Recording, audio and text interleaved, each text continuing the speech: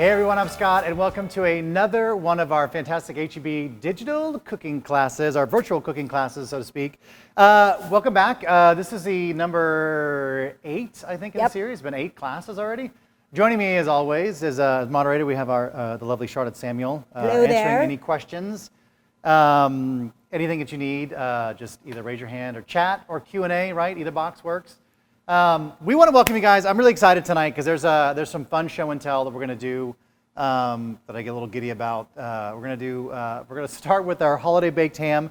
First of all, what are we doing? Well, this is more of a brunch class, holiday brunch. So if you've already we've done the prime rib, we've done the Christmas cookies, we've done all this stuff. And if you're planning on doing this along with me, fantastic. But you don't have to. The pressure's off. We will replay these on our HEB YouTube channel, so if you want to go back to any of our fantastic virtual videos, you can always go back. The cookies, the great wine information last night, shared by Cody and, why did I forget his name? Say it again? Mino. Mino. I always want to say Nemo, and it's not. Mino. There we go. Mino. Italian. Mino's fantastic. Great information. A lot of cool stuff. So you can go back and rewatch any of those. So if you're realizing, like, oh my gosh, what did they say? What was the thing? What was the tip? You can always go back and look at it again, the wine and cheese class, the charcuterie class, anything you need. HEB YouTube, check it out. You can cook along anytime, and you can pause. This is straight live. So whatever happens is completely live. So you can't really pause this, but you can always go back and watch it. So our holiday brunch. So what is entailed in a holiday brunch? Typical holiday brunch, what is it? What's entailing? I like to do holiday brunch with some leftovers. Like if you just had a big meal, I know because we're all kind of socially distant, I know there's a lot of changes in people's holiday plans, but if you're still going to cook and still make something, you're probably going to have some leftovers. So I'm going to show you some great ways to utilize said leftovers. So if you're doing a holiday ham, now I'm going to grab my 2 other hams.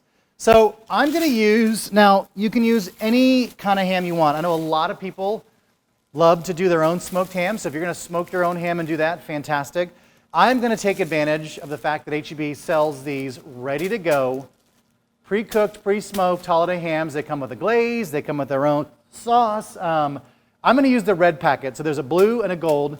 I'm going to try and tell you the differences in each one. This blue one, I decided against. I know Charlotte liked it. It's the Texas Maple Pecan Praline and Vanilla Maple packet that goes over the top. So really sweet, really kind of... It screams brunch to me. Exactly. It screams brunch to me. So there's also just a straight honey cured ham, really simple, a little bit sweeter.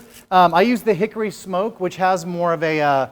the rub inside is kind of that... you said it earlier. It's got like you imagine the pineapple, the cherries, very old school, the clove, yes, that whole thing. So that's got kind of the spice packet. Kind of yes, very much 1950s, which I wasn't alive for, but I'm imagining they were probably delicious. So these are ready to go. The great thing is they have the instructions inside, how to heat them up. They've got the glazes inside, how to use everything. So it's way easier, and also so much easier to utilize as far as like if you're going to smoke your own ham, then you got to figure out how to cut it. So the fresh ham, the bone, so the giant leg of this thing, there's so many connective tissue, there's bones. So the fact that this is already sliced makes it so much easier when portioning it out to your guests or just to yourself or trying to make a sandwich. Because otherwise you may be trying to navigate, how do I slice this? And you may serve 3 people 16 ounces of ham and try to go, what did I do to my ham? I tried to cut it. There's a bone in there. Like, so this makes it so much easier. Spiral cut, really easy. All I'm going to do is I'm going to take the spice packet. Now it does come with my little glaze here. I'm not going to use this. I'm going to forego this glaze. So I'm going to use the directions.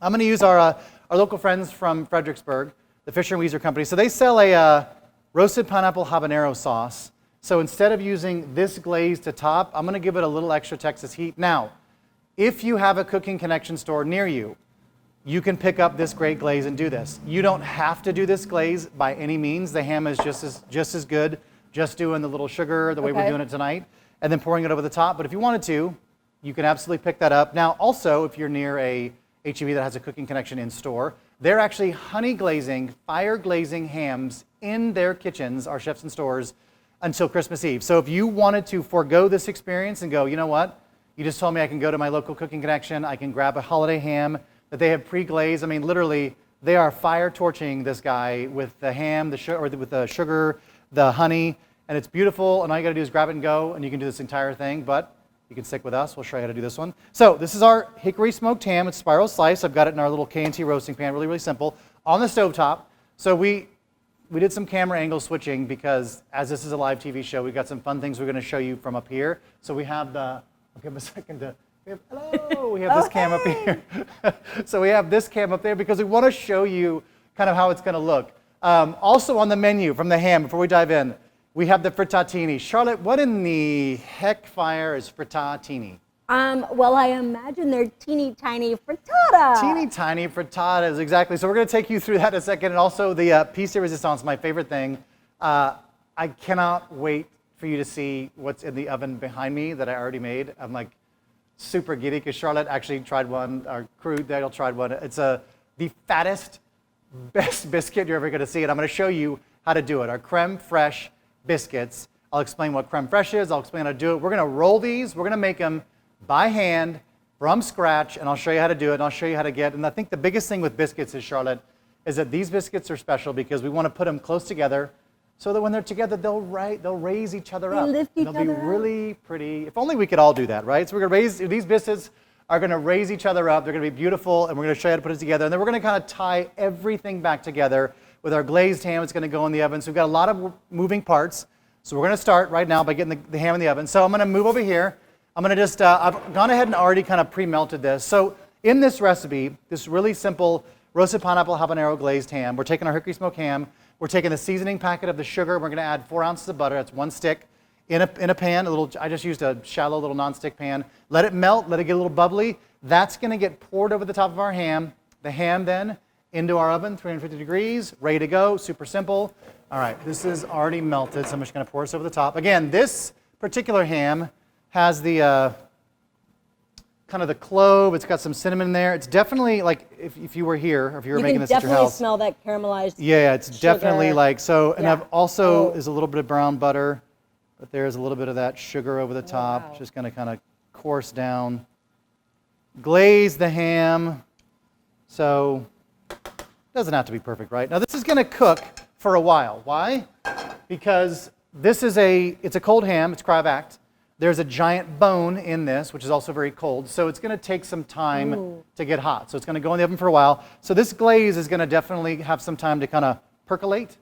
And it'll kind of just definitely permeate down to where my slices are at the bottom. And is it going to get kind of crunchy? It will, yeah. It'll get a little more crunchy. It'll kind of develop a skin. Now, the ones they're doing in store, for those that are looking for like that really crunchy ham, the fire glazed hams they're doing at cooking connections until Christmas Eve are very crunchy. So they're literally torch and sugar, and they're slowly like spinning it. yeah. Just exactly. Okay. So they're really bruleeing it. So if you like that really crispy skin, that's a great way to do it. This will get crispy as well, but this will be a little bit different as we kind of glaze it. Because at the end, instead of doing like where just a honey baked ham would be like, you know, that creme brulee, we're going to add a wet glaze over the top to kind of just ooze down as it's kind of, you know, as it's kind of resting.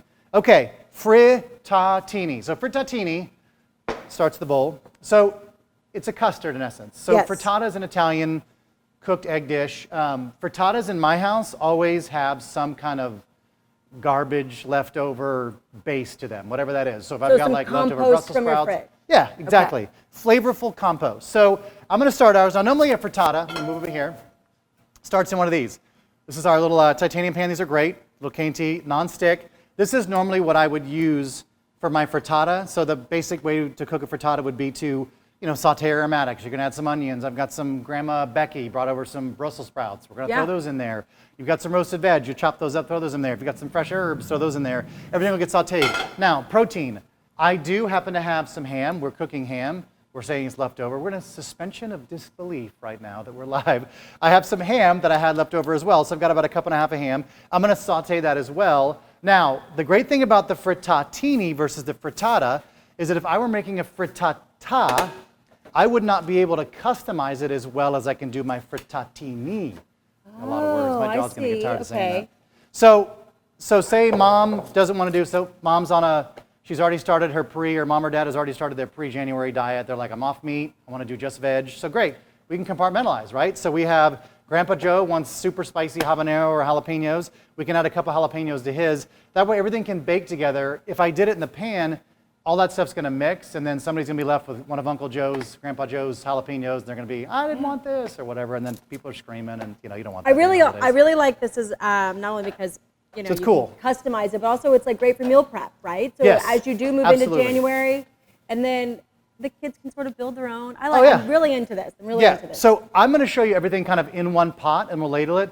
Charlotte, I am going to need you to grab me one of the 4-ounce ladles over there because mine's in the dish room. I'm on it. And I would run back there, but you probably hear me fumbling because my mic's on. It is a live show after all. All right, so we're going to start making our custard. So I've got 8 eggs per the recipe here. Now, this is where I would deviate. So this is just, there's a lot of hints that are not in the recipes that's just between us and us, just between us. Like there's things I'm going to say that I think you should do to amp it up a little bit more. This recipe calls for half and half. I like the half and half cream, half milk. It's good for a custard, but if I were doing this at home, I use heavy cream, heavy whipping cream, because I want it to be richer. I want it to be more unctuous. I didn't want to use the word, I said anyway, unctuous. It's more fatty. We did a whole Google search. We're like, should I use the word unctuous? They were like, yeah. I mean, you used it, so let's go with it. I like it. What's the term again? You said, what was the actual definition? I was like, I don't want to use that word, and I used it. Well, it denotes some sort of, a fatty nature, Oily, which heavy cream and egg yolks are rich. We'll call it rich. Very rich. Now, you brought up a good point earlier. You said most people think, when I say custard, I think it throws people off, because most people think of a custard as like, you think of flan, you think of creme brulee, you think of the base of an ice cream, like you think of those are custard flavors. Well, they all are. We're just making a savory custard. So we're adding the cream or the heavy or the half and half to just enrichen everything and just make it like this beautiful like kind of experience. And we're going to do it in this little pan here. So I'm going to add a cup of half and half. Okay. Now, if you wanted to use heavy cream, say I want to use heavy cream, I think you should use heavy cream. If you want to do that, I would add an extra 1/4 cup. So it'd be 1 1/4 cups of heavy cream versus the 1 cup of half and half. That's my one note I'm going to do, but I'm not going to stop there because I got other notes I'm going to give you later on that are different from the recipe. If you follow the recipe, it's fantastic. If you don't, it's okay as well. So I'm going to saute some things.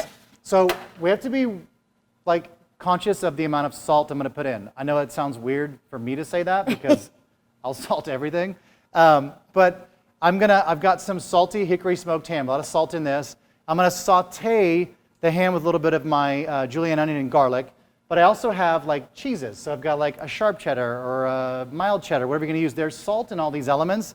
So to just the custard, I'm going to add a pinch of salt and pepper, and then I'm going to let it ride because I don't want to over season this. Now, if you have a really smoky bacon, if you're going to add anything, you're going to do what I call the garbage style of it. If you're going to add like, say, Aunt Becky came over and was like, had these really good like mustard greens that were like garlicky and spicy and a lot of salt.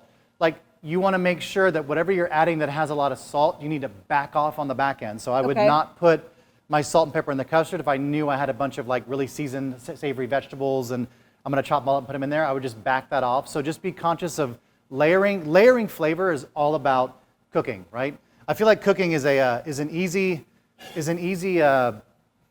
formula, an equation, because it's literally just cooking equals ingredients and technique. Yeah. And so I can burn eggs, I can do anything, but if I don't have the right ingredients, I can't make the eggs. So like anybody in the same room with eggs and cream could come out with 40 different renditions of what that could be at. So that's kind of the fun thing. So anyway, so I'm going to season that. I have a quick question real quick. So before you get started, Charlotte has a question.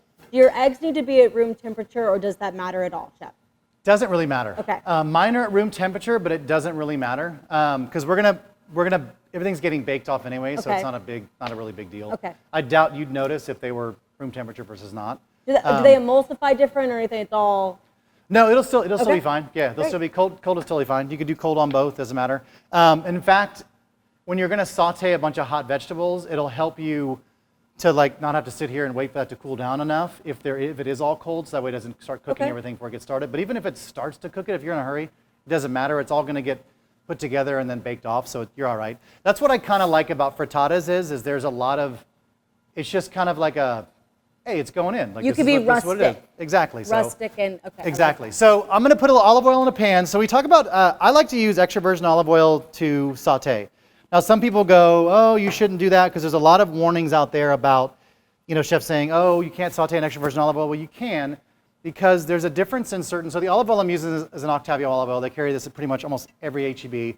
It's a blended olive oil, so it's from Italy, but it's a blend. So if I was using like an Arbequina olive, just for example, it may burn faster. The olives all have different smoke points, right? So when they juice them, the oil is different. So if there's a blend, they may be higher than just the 325 is where olive oil burns. Well, not all of them, because there's a Piqual olive, which is a spicier olive that smoke point is way up. So if you have some of that olive in your olive oil blend, it may be able to tolerate even more heat. So I always like to say extra virgin olive oil, I'm totally fine sauteing with it. If you're not, or you're nervous, vegetable oil, I don't fry in totally it, fine. but I use it for everything too. Exactly. So I've got about 1.5 cups of ham here. So I'm gonna go ham in first. Ooh, okay. And then I'm gonna do, so I've got some julienne onions. So I was gonna show you guys how to julienne an onion just because you can dice an onion, it's totally fine. If you wanna buy the already pre-made diced onions, we take at our H-E-B, some of our value-added vegetables, which are great to use. I often use those when we're doing big batches of stuff, so I don't have to sit there and dice onions all day. I like the way this tastes and looks in the frittata because you get that little bit of like that kind of strand of onion. And I'm gonna soften them, and again, I'm only gonna cook them for 3 or 4 minutes. I'm gonna turn this down while I'm chatting. So the culinary term julienne, so what is that? So julienne is like it's a really finely, it's just a thin slice, like a really thinly sliced. Thin slice. So I'm gonna do our onion here. So I'm gonna top and tail our onion. Top and tail means I'm gonna take the top, the root, and then the root off. And for julienne, I'm gonna cut it a little more severe, so you see it's more flat on both sides, and I'm gonna cut it in half. And then I'm just gonna take, I hate trying to fiddle with the layer of skin. I just peel the entire outside layer off. So to julienne this, I would take my onion, I don't know if you can see it. I don't know if you can see it over here, I don't know what's easier to do. So you're gonna take it flat, and because the onion has all these different layers in it, like it's already gonna kind of separate, right? So when I dice, there's ways of doing it to where you can just have it all diced. Well, it's the same thing with the julienne. This is just gonna be layers of the onion. So I've got a sharp knife, and I'm just gonna start at a very severe angle. And if you want to, pulling is a great way to kind of learn how to julienne, because if you got a sharp knife, and then eventually you can start doing the, all this stuff. Once you get to here, where do I go? Well, I'm gonna move this, and I'm gonna rotate it back that way. And then I'm gonna start doing the same thing. So I'll just kind of pull from my lower cuts, this little pull cut, and then I'll just do a little. And I don't want too much. That's probably plenty. But that way you just get this. Now you can cut them really, really thin. You can cut them really, really thick. Doesn't matter. I like it just a little bit in here. So I've got about 1 cup. I'm going to use a little bit of that, and I'll save the rest. And for my garlic, I like to, 2 ways I like my garlic. I either like it completely pulverized and like disintegrated in whatever I'm cooking, or I like to actually see the kind of the sexy slices in like a pasta sauce or like a Veracruz sauce or whatever it is. We kind of talked about this earlier. This is like my way to do it. So I'll take a garlic clove, pretty garlic clove. I'm going to use about 1 tablespoon. I like to zest this. Reason being, I don't want to have to mince another vegetable if I don't have to. The zester is going to basically turn this into a very, very fine mince. And then this will get scraped in along with all my other ingredients. And it just melts away. So all I have is basically the flavor of that garlic. So that's going to go in. I'm going to turn up my heat. Everything making sense so far? All right, I'm going to turn this heat up a little bit. I'm going to get this going a little bit hotter.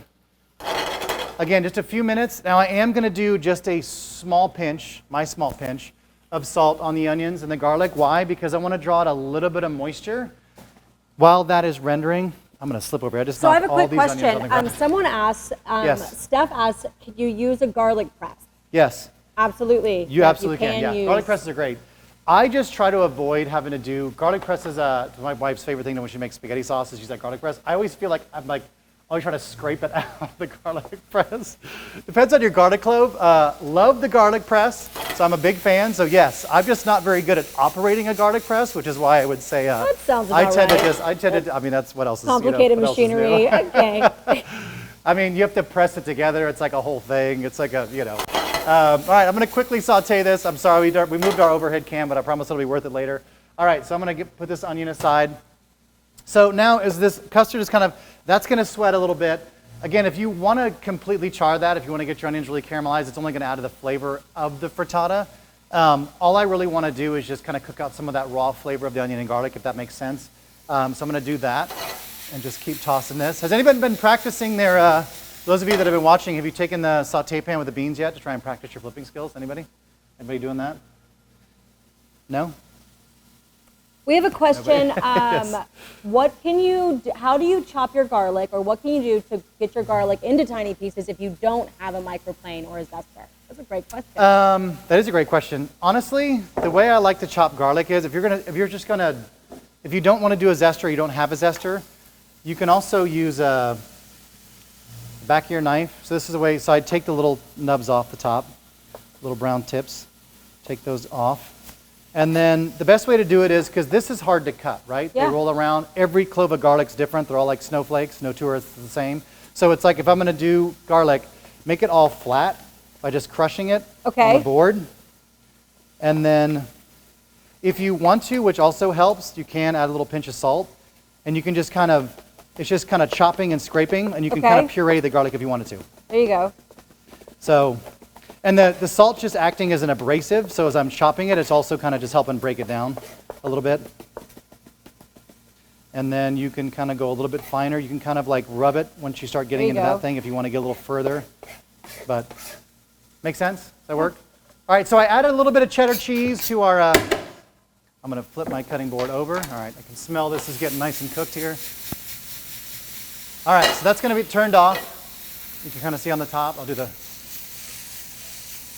everybody stay in the boat. So it's just kind of got a little more caramelization than I wanted, but that's all right. We're chatting, it happens, right? You're doing stuff, you're gonna be busy. Okay, so I got my cheese in. So right now is where I could really start to customize this whole mix. So what if I have Scala Asiago cheese? Should I add that? Yeah, may as well. May as well add a little Asiago cheese. I think it's a good idea. So what about if I have fresh basil and I know that I'm not going to use it for anything else? Should I do that? I say absolutely, yes. Basil is also delicious. Now this frittata recipe calls for arugula. And if you have not had arugula or you hate arugula, I would tell you, give it a chance in the frittata because everything is going to play really well together. I'm going to put my beautiful basil. The first time I ever had basil with eggs was from you. It's delicious. Yeah. It's delicious. Okay, I'm just going to get that cool off. Arugula. So I like to use, this is our star, H-E-B basic bag of arugula. Not sure if you can see it okay. I'm just going to chop a little bit. It's about 2 cups, 1 to 2 cups, depending on what you want to do. I've already got a lot of basil in there. It's a lot of green, so I don't want to go crazy. So the best way to eat arugula, one of the first ways I ever ate arugula was when I was cooking in California, and we did the arugula parm. So that's very classic. So I'm going to describe that salad to you right now. So it's beautiful pieces of baby arugula, just like this, which arugula, if you're not familiar with it, is extremely peppery. So it's got a very, very nice peppery note, but it lends itself so well to so many things. So typically, the arugula parm salad was served as a beautiful big bed of arugula. And then once you did that, I'd take a little bit of garlic, like maybe a clove, minced up, a little bit of lemon juice, and let it just kind of sit, and that garlic will permeate the lemon juice. 2 times the amount of olive oil in the lemon juice. Shake it up. The arugula, beautiful shaved Parmigiano Reggiano, like thin shaved, like just tons of it, all over the salad. And then dress it with that dressing. A little bit of salt. You don't need any pepper, because the arugula is nice and peppery. It's amazing. It will change your life. Oh, all right, here we go. This is a lot of ingredients right now. Parmesan is my love language.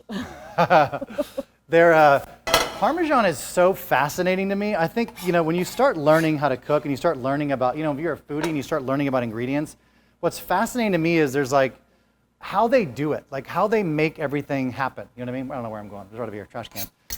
I got caught up in the passion of the moment of all this great stuff. All right, so where's my whisk? I'm going to whisk all this together. Okay. So in a bowl, very gently, we're going to whisk, whisk, whisk. So far in the bowl, what do we have this? We have our eggs or we got our eggs, we got our 2 kinds of cheese. Now I went crazy. That's why mine looks so packed, because I added all that basil. I added that extra, Asiago cheese that I had just laying around. But again, I want to show you that this can be all of that stuff. You can just keep adding stuff to it. And if I needed to do more, so right now, I'd probably recommend I add another egg. I'm just going to go with it. But I could also add a little more heavy cream, which is what I'm going to do to this. Because I said it's all about enriching. Because I went a little over and above what I needed to do, but that's what it's all about, right? That's why we're in class together. So we have a question from Brenda, and she said, yes. Should the eggs have been beaten first, or does it matter? Doesn't matter. It doesn't matter. If you want to make it easier on yourself, Brenda, absolutely, you can beat the whole custard thing first. You can beat your eggs and cream mixture first. But honestly, it does the same thing. Okay. And honestly, if I've got the basil in there, so what I'm doing when I'm whisking it is I'm kind of releasing a little more flavor from the basil. I'm kind of bruising it. Now it's going to cook, so you're not going to notice that. If you really want good flavor of basil, like if you were going to make like a basil vinaigrette or like a basil butter or basil cream, you'd smash it with like the back of your knife, and you'll notice like it goes from really pretty, and I'll just use it as an example. it bruises and it starts to get that like that little. So it didn't take very long to where you can see like all the little juice in there. It's like, see how it starts to wilt? So that's what's going to happen here. It'll kind of darken a little bit, but it's going to release a lot more of that basil flavor. All right. And did you have me? Yes, I see it right here. Thank you so much, chef. All right, so your nonstick pan. Now, if you've ever made cupcakes, which is what most people use their muffin pan for, or muffins, you use your nonstick pan. Now, if you've ever done this where you're in a hurry, you've got your cake batter, you're doing the whole thing, and you just start scooping, and you go, it's supposed to have a cupcake holder. It's supposed to have a little paper thing that goes in there to help me save. And then you go, you know what? It'll be fine. It's nonstick. It's no big deal. Then you put it in the oven. The kids are excited. Everybody's screaming. The clown is waiting for his tip because you're at the birthday party, I'm assuming. And everybody's there, and it's like all of a sudden you take it out, and you go to take that one out for the kids, and you're like, and all of a sudden it's like, meh, meh. And then you've got these, like, everybody's got a little half scoop of like a little cupcake, and you're just throwing it at people. You're crying. The kids are crying. The whole party's ruined. So thing is, spray a nonstick pan the whole more. You don't want PTSD from that. So spray the pan really, really well. Even though it's nonstick, we are dealing with a custard, which has eggs, it has cream. So the tendency of it to stick to something, just imagine every time you cook eggs in a pan, right? You overcook them, it sticks like crazy, even to the nonstick. So we're going to give ourselves some extra insurance. Just spray it. Doesn't matter what kind. I'm just using a neutral vegetable spray. If you want to use olive oil spray, all the better. And using a little scoop. Now, why is the pan inside another pan? Well, because custard can be a little unpredictable. Eggs and cream, like once it cooks, it's going to start to inflate. Like a souffle, you'll notice these, which is so much fun to do. When it's cooking, you will notice they'll start to just puff and puff and puff and puff and puff, and you're like, oh my God, they're going to explode. But they just make these beautiful little puffed up things, and eventually they will sink down like any good thing with eggs, all that air and everything in there. So you want to fill them just right to the top. Now, if you overfill them, do not worry. Don't panic. Don't freak out. It's totally fine because you have a little insurance with the pan underneath you. We have a question. From one of our viewers. I'm gonna get my. Can you use the paper muffin so thingies? Paper liners. Yes, paper liners. Like what's the thingamajiggy? Sounds like a. I don't recommend it because they're not, unless you find one that's meant for like wet batters that can stand on their own. They're not. Okay. I don't recommend them just because the batter is a lot wetter than a cupcake. And so it'll tend to kind of saturate the skin. We've done it before and it's just like a mess. So just, if you spray it really good, you should be fine. There's a good amount of fat in this. It should all release. All right. So you're gonna have a little extra. Thrown away a lot of muffin pans. I mean, I'm not gonna say it out loud, but yes, we've had our share of throwing away pans that things have gotten stuck on. Look, we all make mistakes and we do it more than any because that's what it's all about, right? Okay, this is going to go into our oven. I got the downstairs oven on, about 375. So every custard's a little bit different. So don't feel like, is it any prescribed time? I think we all know that if you just bought a brand new oven, or if you're in a house where the oven is 90 years old, like I do, every oven's going to cook a little differently. Every oven also has hot spots. This oven has a hot spot. This oven has a different hot spot. We've kind of learned this in all of our stuff during our test kitchens. But just know that I'm going to keep an eye on it. So I'm going to set my alarm for 15 minutes, and I'll just watch it. And if it starts to look more browned on one side, just do yourself a favor, just turn it in the oven and just flip it around the other direction and then just kind of do it that way. That way it makes it easier. All right, I'm gonna move this out of the way because now it's time to get real. All right, here we go. So the leftover custard I have, as you guys can see, there's still leftover custard. You could do a little more. Or if you have a deeper muffin tin, I know at H-E-B we sell a couple deeper muffin tins. You can always fill those up as well. They'll just be bigger and nice and pretty. All right, so the biscuits. Before we move on to the biscuits, I have a couple of questions for you, Chef. Yes. So can we freeze any of these little frittatinis? You know, it's a really good question. I would think you could once they're cooked. I would not recommend. Right, and maybe like wrap them up in a paper towel. I bet if you did 2 minutes in the microwave or a minute at a time. Spoiler alert. So if I took this out, if I took these out and covered them in our thing and put them in the freezer, they'd probably be all right for a while. Eggs are okay. I think certain things will freeze better than others. I would just say try it. But these will last in the fridge for 5 days. So, I mean, you could get probably even more out of that, stretching them. Also, one more question. So if you're not an arugula fan, so if like the spice is a little too much, what would you recommend to use in its place? Spinach. Spinach. Spinach is a good one because it's totally, You can also take, I mean, I love at HEB, we have the mixed spring greens, like we sell them in the big clamshells. Those are fantastic. They've got a different blend of, you know, red lettuces, all these different lettuces. So you could always chop some of that up and use it as your own kind of mix. I like, spinach is probably the easiest because it's, you know, it's got beautiful green color. It'll provide that little pop of color when you're baking it, and then it's got it's a lot more muted flavor that people are used to versus like an arugula that tends to be a little more in your face. Kale or whatever, I'm telling you, arugula, parmesan, lemon juice, garlic, olive oil. It's amazing. And if you hate it, I'm sorry. I think it's amazing. Okay. All right, biscuits. I'm going to do a double batch of biscuits. So this recipe, we're going to double this recipe. Reason, I'll tell you why in a little bit. But we have is our camera working up here? Is it working? Can you see down? Okay, so this is our bowl. So in this already, I have the flour. So we're going to talk a little bit about flour. So I have the flour, I have the baking powder, salt, and sugar. That's it for the dry ingredients. So I've doubled that up. So I have everything doubled right in here. Before we get to the wet, I want to talk about the kind of flour I'm going to use. So I just made these over the weekend, and nobody would have said that they were bad. They were really good. But I use, typically in the biscuits I like to make, I always use cake or pastry flour. Why? Well, cake and pastry flour is from a soft wheat that's typically around, like, I would say 8 to 9% like protein. And when you get into proteins, I'll explain that in a minute, but you want it something that's not so hard, like all-purpose is fine, but if I made you the cake flour versus the all-purpose flour and made these exact same biscuits the exact same way and didn't tell you a thing, you would notice one would be a little more, just have a little more like chew to it. A little denser, yeah. So the pastry flour also, for what we're going to do, and I'll show you why I also like to use pastry flour, it's going to give us a little more insurance, because if we have to reform the dough, I know Charlotte talked about in her cookie class, reforming and reshaping the dough, the more you start messing with the dough, especially gluten, you're going to start to develop that tougher kind of exterior, which is not what we want in our biscuits. So the pastry flour is going to buy us a little more insurance, so that way we're like, hey, if you do end up working it 3 or 4 times, because there's people that, if you're one of those waste not, want not people, God bless you, because if this will be your recipe where you're like, use the pastry flour, because if you want to get it down to that last biscuit where you're forming it and smashing it in there, that's absolutely the way you want to go. If you use all-purpose, if that's all you have, or they're out of cake flour, don't worry. You can use all-purpose, it's great. I would avoid using bread flour in this.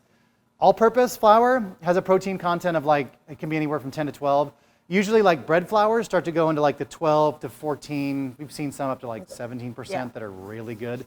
Bread flour, meant for things like yeasted doughs, heavy things where you want like sourdoughs, donuts, things like that, where you need structure, you need the ability to do something that's going to be leavened and reshaped and whatever, so you need that protein.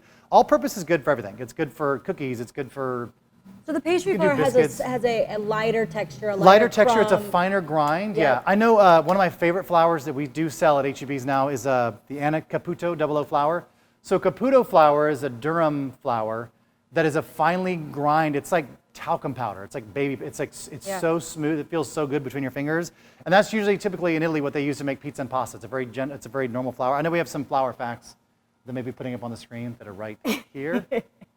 But yeah, so for the sake of argument, if you have more questions, I believe there's a website called uswheat.org, and I think it'll take you through all the hard red wheats, the soft white wheats. There's like all the different wheats we grow in the United States, all the different things that go along with them. So if you found your wheat curiosity peaked during this time, you can always go over there. There's a lot of great information on the different ones to use and where they're grown, how they're grown. It's kind of interesting and fascinating to see how farmers do that. Okay, so I do have a question. Yes. So it for a great pantry basics, right? So the 3 flours that you would have in your pantry would be all-purpose, bread, and cake. So you have those 3. Okay. In my pantry, I have the pastry, the bread, the all-purpose, the 00. I have sometimes other flours. But for just a good basic. I'm a freak, yeah. Just a base, you cover all your bases. Because honestly, you'll also know a difference if you make pancakes, if you're a big pancake maker, and if you use the box mix, absolutely no judgment. But if you do decide to do it from scratch, the difference in a pancake made with all-purpose and pastry flours is pretty noticeable. The pastry flour is going to give you that super like light kind of like flavor where it's not so tough. It also has to do with how much we're going to work it, which is what I'm going to talk about next, is how to work the dough. Excuse me. So all the dry ingredients are in. So I'm going to grate cold butter. So cold butter. Why am I going to grate it? Well, I don't want to chop it, and it's all got to be similar size. So you could cut it into like pads, and then you could take your pastry cutter if you want to do that. everything needs to be cold, and it's all about the science of why biscuits, when they're all together, they rise, and it's also how we're going to pack them. I'm going to show you exactly from the overhead cam how we're going to pack our biscuits so that you don't get like this, they kind of like flop out like Jabba the Hutt, and they're like, whoa, where am I going? Like we're going to put them all together because they're going to provide each other with the structure to go up. So you'll have that, if you ever wondered how to make that beautiful golden top with that, all the perfectly like, kind of like white-sided, like just cooked like beautifully, like that's because they're all kind of tightly packed and they'll all go together, so they'll all cook evenly. So the cold butter, why do we need it cold? The buttermilk, why do we need it cold? The creme fraiche, why are we adding creme fraiche? All these are great questions. I'm glad you're here. So the creme fraiche, as opposed to the sour cream, or could you use a sour cream? Could you use a yogurt? You can. However, I prefer the creme fraiche, the one I'm using. Now, the one thing in your recipe I would tell you is the Alouette creme fraiche that we sell at H-E-B, that we sell at most H-E-Bs in the deli department next to the mascarpone is where you'll find creme fraiche, comes in a 7-ounce container. I normally always see that size container and equate it with 8 ounces. So on the recipe, it says 8 ounces. Just know this recipe is geared to the 7-ounce of the creme fraiche. It'll work because that's what I'm going to show you right now. So that's a little mental note. But either way, the entire container goes in. You can use yogurt. You can use sour cream. I like creme fraiche because creme fraiche is done similarly, made similarly. It's a hard word to say when you're trying to get it all out. It's very close in nature to sour cream. So it's like a cultured kind of dairy product. But sour cream is about 20% fat and has a little more sharpness, whereas creme fraiche is like 30 to 40% fat and just has a lot more fresh cream with a very light nuance of like that kind of acidic undertone. And I'm already using buttermilk, which has, again, some acid to it, so I don't want to go crazy. So yes, you can substitute yogurt and or sour cream. Just know it's going to be a little more sour because of the buttermilk. So if you wanted to switch that out, you totally could. You can use half and half instead of buttermilk, but I like to make sure that everything kind of works together. So I do have a question on the buttermilk. Yes. I'm so sorry. I just think this is a great question. What could you use to replace the buttermilk, or if you didn't have buttermilk? So the buttermilk that I use is the H-E-B buttermilk, which is like 2%. So I would use... So I know you can do milk and lemon juice. You can, like milk and lemon juice. I would do like a mixture of like maybe half and half and a little bit of the lemon juice. Just so you want a little bit of a thicker texture to it. Not super thick, but buttermilk is definitely thicker than just regular milk. So I would say use a little bit thicker of a product, like a half and half, or maybe a little milk, a little half and half. The cookies that my wife always makes, I always say, just use buttermilk. And it's like, no, the recipe, it's an old school recipe. So it says lemon juice and milk. So it's like there's certain recipes that are older that call for that mix and don't use buttermilk because they don't want that cultured stuff. So hey, it is what it is. So I'm going to use buttermilk because I want that little twang.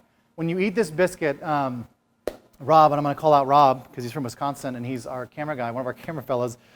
He's amazingly talented, and he was eating one of these earlier, from the ones I'm going to show you, and he was like, it almost reminds me of like a shortcake. Like I was like, don't you want to just slather it with butter? And he's like, no, I want to put it in a bowl and cover it with strawberries and sugar whipped cream. Like, so it's like that's one way to go. I was like, so that's the kind of biscuit this is. It's multi-use and it's delicious. So let's get into this. So I'm going to grate the butter first. So I'm just going to use a regular box grater. So on most of the graters you can find at H-E-B, there's just this larger hole grater. If you have a fancy one like we do here for some of our events, just use the largest hole. The reason being, you want to have enough. The butter doesn't need to be just pureed into it. You want to have those little chunks of butter. And why does everything need to be cold? Because when I have very hot hands. If you don't have hot hands, it's probably you're going to be a better at pastry making. But when we start working with this, butter starts to melt at the temperature, like body heat temperature. So once you start working with it, it's going to start to melt. And so we want to keep all that butter nice and cold. So if I took my cold butter out of the fridge and started grating it, knowing that I have warm hands, or that we're naturally warm-blooded creatures, you're going to start doing it. It's going to go from cold to like more room temperature. And then when you get it in there, it's going to start to kind of like, it'll start to evaporate. And eventually it'll be like, oh, it's kind of just gone into it. It's not a bad thing, but if you want to get the beautiful flaky rising biscuits, we need the butter to be in somewhat chunks that are still kind of frozen or cold, because when it bakes, that science is, with all the baking powder and everything in there, that the moisture that's in the butter is going to help give the rise to the biscuit. So we want to make sure there's that cold steam. And we want to make sure that everything else is cold, because if we use really cold butter and our creme fraiche and our buttermilk are kind of like room temperature, it's just going to melt it. So I keep everything ice cold. Honestly, before I make the recipe, before I did this one, before I did it, about 5 minutes before I was going to add all my ingredients, I grated my butter, put it back in the freezer, got it nice and cold, and then I put my creme fraiche and my buttermilk in the freezer for like 3 minutes just to get it really chilled. And then everything went in and I worked as fast as I could. Then I put the dough back in the fridge. Now, typically when I make this recipe, I will make the biscuits, I will cut them out, I will cover them, and I'll refrigerate them overnight.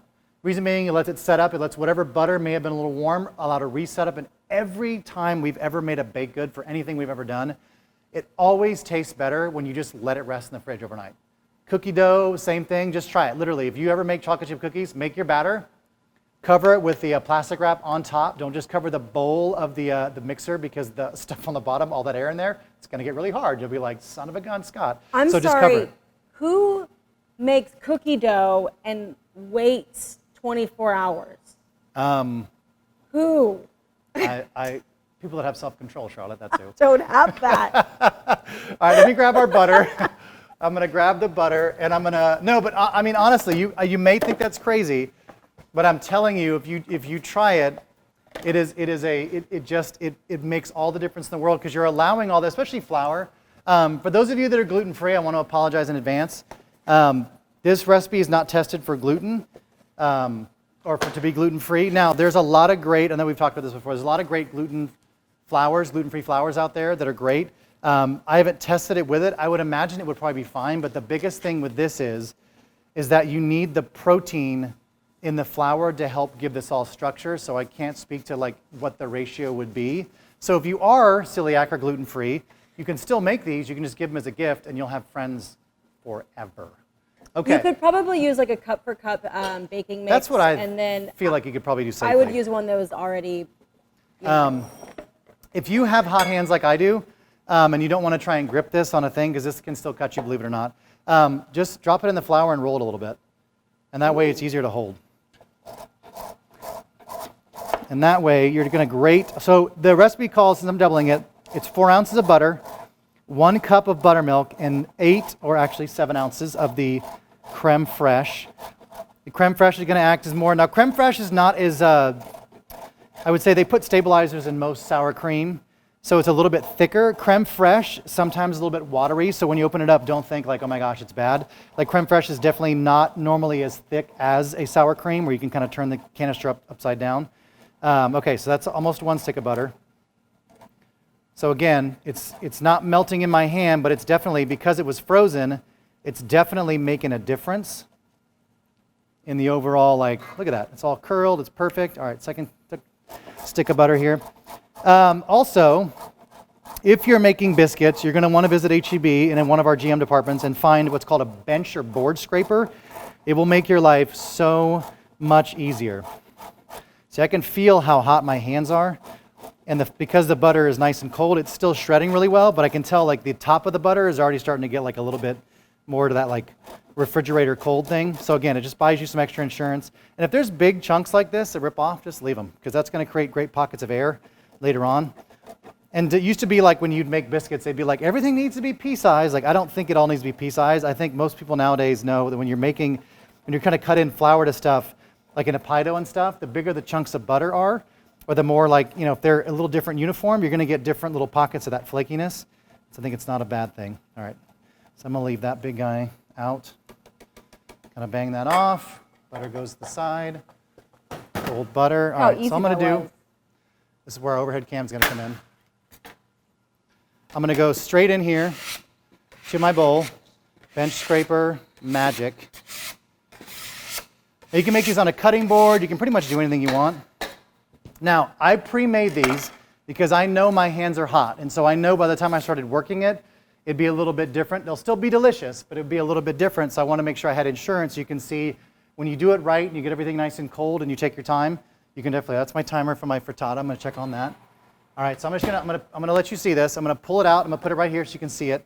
I don't want to get it too hot though because I want to make sure, I want you to see the domedness. Now this has got a little more time. See how they've domed up?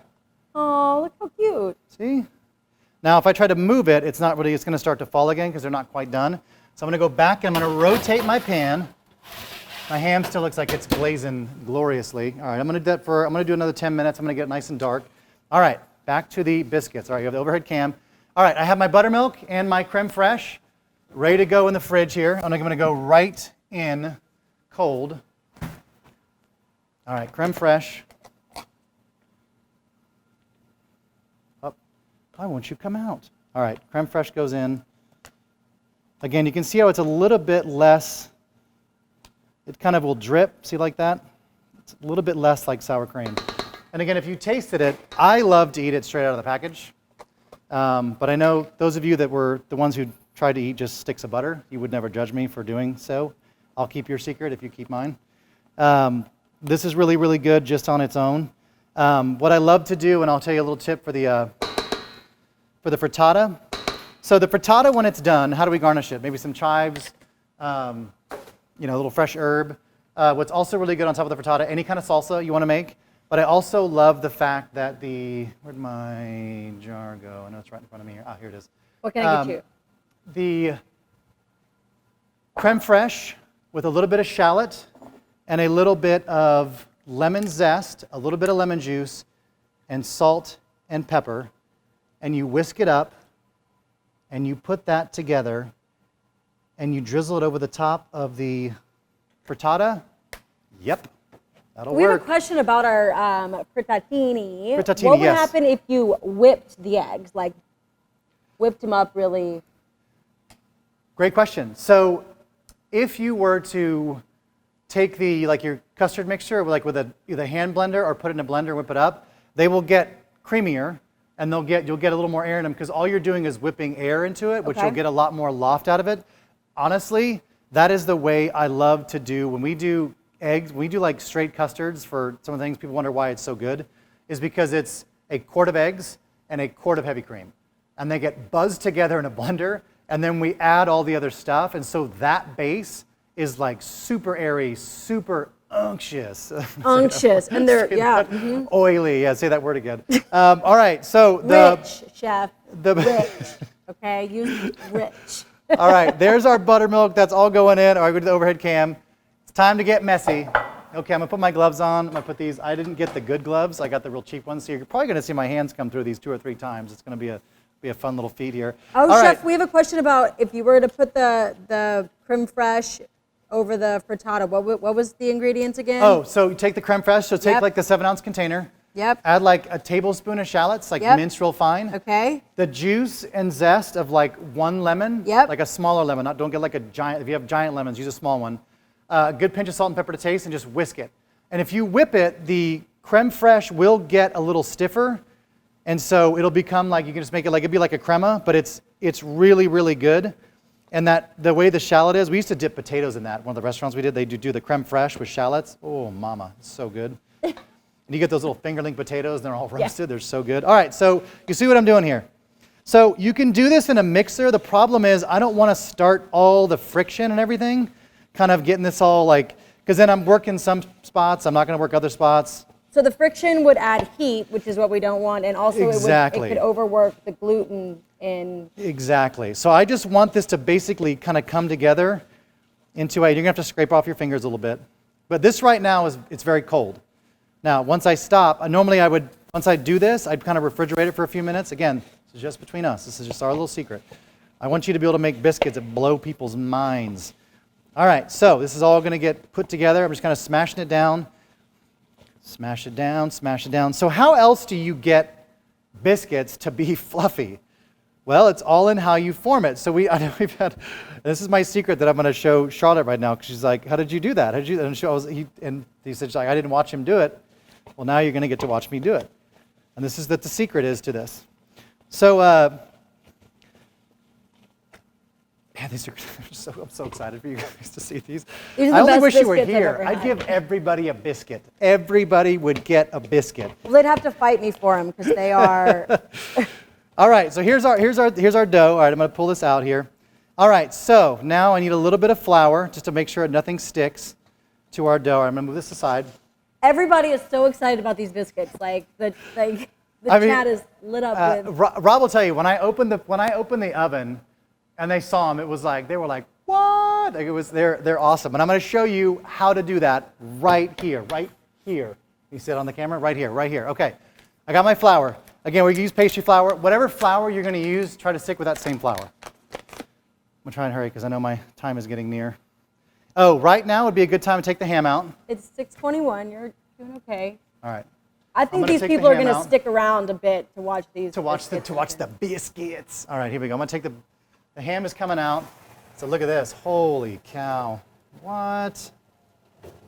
How's that for a glazed ham? What? Oh my gosh. Where do I put this? Right here. Next to all my cold dairy. Perfect. All right, here we go. All right, that's going to cool for a second. I'm going to let that go. So that's going to do its thing. My frittata still has about 4 minutes. Whoa, look at this. All right, here I'm going to show and tell again. Before I put the biscuits together. See how they're getting a little more puffy, a little more brown? Can you see? Let's see how they're raising up a little more. Hold them to the side camera so we can see the height. I don't know if we have that. Which option. camera? That camera? I'm sorry, I don't know. Oh, this camera. There we go. That camera. The height. There's so many cameras. I get confused. I know. All right, here we go. All right. Okay, sorry. So here we go. That's that. So that's going to keep going. We've got about 4 more minutes. I'm going to let them go. All right, so the dough. Bowl can go bye-bye. All right, so I like a French rolling pin. Now, if you, and I'm going to tell you to do this because I know she'd have my back on this. If you live near Kyle, or you've ever been to Kyle, Texas, there's a little place called the Texas Pie Company. Now, Julie, who owns the Texas Pie Company, was a Quest for Texas Best winner. And she has, and I'm not even kidding you, on all of her rolling pins, pantyhose. A nylon. Nylon pantyhose. So she gifted us one of her Texas Pie Company rolling pins with nylon pantyhose, and somebody stole the pantyhose. Who steals pantyhose off something that's supposed to have? But it was a rolling pin, and they stole the pantyhose. Like, was somebody in that bad a need? I have to imagine they were. I'm just like, who steals? But the trick to this thing with the pantyhose on it is genius because I think she said, and I'm quoting this wrong, Julian, if you watch this later, I apologize if I butcher the heck out of this. She said her grandma used to do it because it helps the dough or whatever you're doing not to stick to it. Yeah. So you're constantly feeling like when you're rolling, you're like, if it's sticky, the pantyhose helps protect that. And then you don't have to add more flour because every time you add more flour, you're adding density and more protein to your dough. As seen in the class that we did on cookies. That is genius. So this is a double batch of so I don't know if you can see this. I'm gonna roll this out. So how do we create layered biscuits? Well, we're going to do what's called the famous book fold. And we're going to do the classic 3. So what's the classic 3? It's 1, 2, 3. And we're going to do that 3 times. So what is that going to do? Well, that's going to create layers, and when they're all together, it's like making puff pastry. So we're going to make this into the same thing. I'm going to roll it out a second time. I'm going to keep moving it around. My dough is not sticky right now because I got a little flour on the board. It's going to roll it, roll it, roll it. And I know you're like, well, don't go too thin because I think everybody thinks you need to roll them really super thick so they'll puff. Well, we're going to create layers. So we don't have to roll them as thick. And then it'll help on our, so I still see some good chunks of butter in here and I'm going to leave those. Again, we're going to fold, fold. So Chef, I have a personal question. Yes. This is a Charlotte Samuel question for you. Did you come up with that on your own? Because that's genius. So I'm shocked. I'm learning something new for the first time. I was reading, I tried to do it's called the brioche. So I've mastered brioche in the last year. I'm like one of those people that has to practice and fail until I get it. Now brioche, like I'm master level on brioche. But I was trying to do this brioche fouilletine, I'm probably butchering it, which is they layer the brioche like puff pastry. Yeah. And I cannot figure it out. And so I tried it on my biscuits and I was like angels were singing. Yeah. I've never done this with biscuits and I'm... So again, last one, fold, fold, flip. That's it. Now we're going to roll and cut. Okay. So now I've got some good layers in here. And when you see these biscuits, I'm super excited. Oh my God, when you wait till you see these, you're going to be like, say what? Ooh, someone asked for a class on brioche. I will put that in the notes. Class on brioche. I'm telling you, so those of you that are bakers, I literally, so it's getting a little bit wet because it's getting a little warm. I'm working with it, so I'm going to put a little more flour on top. I failed. You were here for the failings. I failed my way through brioche time and time again. We have some very talented chefs that we work with, our team, and they're just through trial and error. And I tried and tried and tried. I think I made it like 1,000,000 times at my house. And I was finally like, oh, you have that like aha moment. So I'd love to share that with you. I have not written it yet because I'm selfishly hanging on to the recipe. But you know, we'll do it. Okay, so there's Ooh, our, we there's our also thing. Can we want see to it? see a class on croissants too. Oh man. Oh my gosh, Okay, yeah, putting Charlotte that makes in the notes. croissants. Okay, so there's our, so now I'm gonna Okay. do is, okay, so here's where they gotta go together. My timer's going off for my Frittatini. I'm gonna turn that off, I'm gonna check it. So, you tell me. I'll Oh, let they're the, beautiful. you want it to go darker? I like it a little bit darker, but if you want it, if this is good for you, just say when and I'll let it cool and we'll roll from there. Whoa, whoa, there it is. It's also hot. My towel, I grabbed the wrong side of the towel, so it's like I'm on the short end. I'm gonna let it go for just a few more minutes while I'm cutting out biscuits. So how we set the biscuits in the pan also affects how pretty they're gonna end up. So at this point, should I do the reveal? I guess I should do the reveal. Or should I wait? This is killing us. Everyone Okay. wants to see these biscuits. So this is how you get. This is This is not hot. This is a warm oven. I've been keeping it warm, so it's not very hot. So you see this big, awesome, and I start to pull it, and see all the layers we put in there? So I could pull it at the top layer. I could pull the bottom layer. It's so soft, so perfect, and it's the perfect thing for a sandwich. So that's how we're gonna do it. So we're gonna cut and fold. What? Right? All right, so this is what's crucial. Oh my gosh, okay, we've got wow, drool, oh my God, they're humongous, looks good, so tall, amazing. So it's all in how all these tricks add up to this.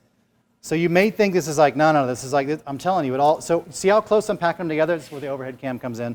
So overhead cam's gonna, so I'm putting them together. Again, we want them pressed together. We do not want our biscuits socially distant, otherwise they will not do what we want them to do. All right, we're gonna put these guys together here. Now, if you roll the dough out, just like I did, and the dough is a little bit thicker in certain parts, don't worry about it. You can always re-roll it, but I'm gonna just put those guys on here. So I have a question about the diameter of that cutter, so that Yes. biscuit cutter. So what is it, like 2 inches, 3 inches, what is that? This is about a 2-inch cutter. That's one thing, thank you. I was gonna bring this up. The amount of biscuits you'll get out of this dough completely depends on you. If you have a small cutter, if you have a large cutter, if you want to use a state of Texas cutter, whatever you do, however you want to do it, whatever you use, just put them together and they'll probably get a different result. With these, I can make, when I did the batch before, I made 50 biscuits because I knew people that were here may want to take some biscuits home. So I made 50 biscuits out of a 4-time batch of 2-inch cut biscuits. So if you want to make them stretch a little further, you can do mini biscuits. We sell a lot of different kind of, if you have not been to, this is just a gratuitous plug, but if you've not been to an H-E-B lately and walked some of the really cool, just the different baking aisle, all the different stuff. We've got silicone mats, we've got silicone molds and things. If you want to make certain kinds of candy and chocolate, it's really cool, the stuff that you can get now that can take your pastry. Look at that big fat thing of butter. Can you see that? Oh my gosh, I'm gonna leave that. That's a good one. But that's what you want. So I don't want to go crazy, so I'm glad I didn't melt all the butter. It's starting to get a little softer. Is it sticking to the board a little bit? Board. I'm going to say board.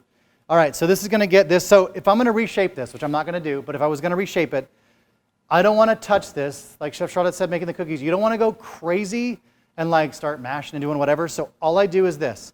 Slide it all back together. Slide it all back together. Do minimal pressing and everything else. And the next batch will look like this.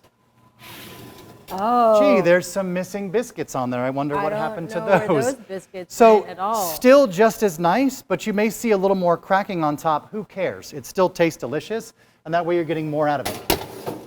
Maybe you've got some neighbors you don't like. Maybe you give them the ones that are imperfect on top. I don't know, however you want to do it, right? No, this is a great giftable item too, and these will stay fresh for a while. And these are absolutely things you can absolutely refrigerate and then do the next day or freeze. All right, so I'm just going to slightly roll this out. Again, I don't want to go crazy. So you saw what I did. I kind of pushed it all together. So there's a few lines, few imperfections, no big deal. I'm going to just put some more right here. Again, you want them tightly packed, and the reason being is because we want them to have, and this is going to make you cry, but I'm going to throw this away. Bum, bum, bum. All right, that goes in the garbage. We got plenty of biscuits. So in tightly packing them, so as you can see the side-by-side comparison, this is what they do. So they can't go out, so they're just going to go up. So we want that layered. And again, the layers of, I mean, some of these are like, look at this guy. This guy's huge. But I mean, like, look at all that. Like, that's what they do. So all these great layers we put in there, they're just going to add all that great. So like any of these little layers, flaky layers, right, that they talk about? Yeah. So that's all they're going to do is just basically go up. So that's why you want them tightly. So that's the trick. Even if you only have enough to fill the top half of your, this is a half sheet pan or even a quarter sheet pan, just whatever you do, just pack them tight. If you have a few, if I made another pan out of that dough because I couldn't fit them on here, all you got to do is just make sure you pack them tight. If you pack them tight, they're going to all do the same thing. I have a quick question. Blake wants to know how he could make these more savory, like the Red Lobster style. That's a great question. Cheddar Bay, that's like a real thing. Cheddar Bay. So you can absolutely turn this biscuit into a savory biscuit. There's 2 tablespoons of sugar to 2 teaspoons of salt in this particular biscuit because I like a little more sweet edge to it. It's not, I wouldn't think if you taste this, you'd classify this as really sweet, but it just has a little more of that creamy sweetness to it. You could take the sugar out. You could add in your cheese. You could probably add in some garlic powder to the mix and just kind of test and go from there. That's really all, it's just cheese and like chives. Yeah, and I think flavor. Old Bay seasoning. Yeah, so that'd be really all you need to do. One more question, which I think a great question. Can the unbaked biscuits be frozen and baked later on as needed? Yes. Okay, great. So I've frozen these. I know we got to wrap up, so I'm going to do this real quick. So when I glaze in the actual recipe, it's going to say you're going to use a tablespoon of water to 2 egg yolks for the egg wash. Between us, this is the way you should go. Heavy cream, again, there's a theme here, heavy cream. And I'm going to do the same 2 egg yolks, but why have just water? Again, this is why you want to be a class, right? You miss all the good stuff. So I'm going to crack these eggs. I'm going to put the yolks in because you see that beautiful shine I've got on top of these, that beautiful little golden color? Well, that's because I used heavy whipping cream and the egg yolks. And I would say you could use probably the same amount for what I have. If you need to add more, I would say for every probably 2 tablespoons of heavy cream, just keep about an egg yolk, so you just kind of add it from there. And I'm going to use my pastry brush. How many quarts of heavy cream do you have in your fridge right now? Like, do you just have heavy cream all the time on I'm sure my wife could probably count. There's probably 3, 4, 6, Lauren, 7, if you're watching, we would 21? like to know how many quarts of heavy cream you have in your refrigerator. You don't have to answer that. It feels very, it's like all right, so then all I'm going to do is brush this over the top. I'm going to be liberal with it. Stand by. Sorry. All right, so we're going to brush this over the top. Again, this is all about nailing flavor. Why go halfway when you can go all the way down to the Fat Town Express with all this great half and half, the creme fraiche, the buttermilk. Come on. So could you add salt or sugar or something to the top of them? Yes. So I'm a big fan of sparkle sugar. I think we have you cannot find it at H-E-B, but you can find it at certain central markets. I love what's called Belgian pearl sugar. Belgian pearl sugar does not melt. It's that beautiful like little white granular sugar. It looks like almost like the salt on top of a pretzel. And it's real sweet and crunchy. Those are also really fun if you want to turn this a little more sweet. But this goes right in the oven. That's it. So I'm going right in And what's here. the temperature on your oven, Chef? I'm doing 375. Okay. And I just watch it. So it's about 15 to 25 minutes. Again, every oven's different. I wait until the top is golden. If it's starting to puff and you've only got a little bit of brown, just relax. Flip the pan, let it go again. All right, so to serve all this up, since I've got it here, I've got a ham. How hot is this pan? Still pretty hot? Hey. All right, so I cut a little bit of my ham off. I've got a biscuit sandwich. I mean, forget about fast food joints when you've got something like this. So I've got this beautiful glazed. Oh, I don't have my Dijon mustard. Doggone it. That's all right. Do you have any creme fraiche? I do in the fridge, but I'm going to use this instead. I'm going to use a little bit of our Robert's Preserved pineapple glaze over the top of our ham. This is what dreams are made of. So a little bit over the ham. Again, a little wet glaze to kind of finish it all off. And I should have done this while it was resting over this. I'm going to put a little bit on here. We got really excited about the biscuits. It happens. It happens. There you go. Boom. That's mine. So imagine this. That's mine. Bacon, sausage patty, muffler, whatever you want to put in there. Tatini inside that biscuit. You could put you want to see that inside the biscuit? All right, what about, well, I've got this beautifully layered. Oh my gosh, it's got 3 different layers. What? I could put a little, what I love about the frittatinis is that they're mobile. I mean, like during, like after the holidays, like you're walking around one of these, like after the big day happens, you're just like, I mean, you just walk around, munch on one of these, like what? Like, I don't have to cut something out. Like you just muffin tin, you're good to go. All right, so I'm gonna show you this too. Wait, before you go. Our frittatini's done. I told you that I reward you when I said you needed to do the pan, oil the pan, right? Remember the kids screaming, the clowns waiting to get paid, and you're like, I can't do this right now? So because we oiled the pan, come on, right? Look at that. That way there's no tears, there's no sticking, and all these guys are ready to come out. These are really napalm hot, but you can just see they're all ready to come out. Beautifully cooked on the bottom, ready to go. Boom! Guys, it has been such a pleasure being able to spend the time with you. I hope you learned something. I always learn something from your questions. It's been really fun. We are going to have more of these virtual cooking classes throughout the new year. I believe this is our last one for the year, though, for this year. So we want to wish you guys a very happy holiday. Last one of 2020. But there's a lot more coming in 2021, so we want to encourage you guys. Just go to hb.com/classes and find out the latest and greatest of what's going on. We promise it's going to be really fun stuff. I know we've already known some of the themes in 2021 coming up. It's going to be really cool. So stick with us. Otherwise, go to the website, go to recipe, share, be careful, be safe, and we will see you in the new year. Thank you so much for watching. We'll see you next time. Thank you, everybody. Happy holidays.